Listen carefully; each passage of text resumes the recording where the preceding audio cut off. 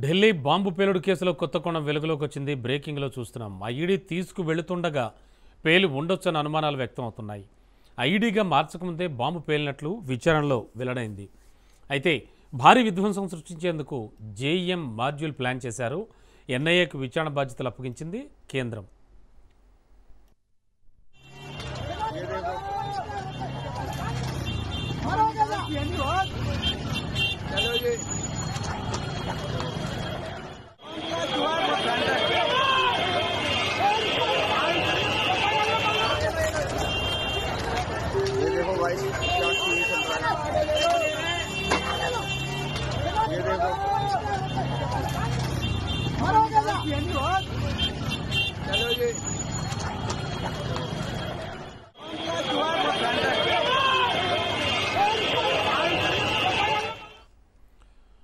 ఢిల్లీ బ్లాస్ట్పై అన్ని కోణాల్లో దర్యాప్తు కొనసాగుతోంది. పేలుడు పదార్థాల్లో అమ్మోనియం నైట్రేట్, డిటోనేటర్లు, ఇంధన చమురు ఉన్నట్టుగా ప్రాథమికంగా నిర్ధారించారు. పేలుడు కారులో డాక్టర్ మొహమ్మద్ ఉమర్ ఉన్నట్లుగా దర్యాప్తు సంస్థలు అనుమానిస్తున్నాయి.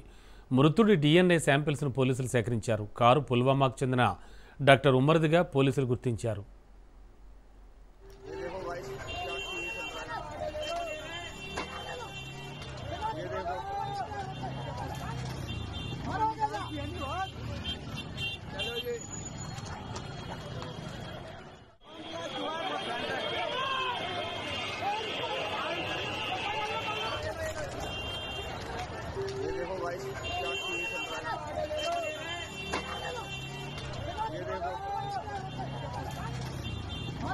ये देखो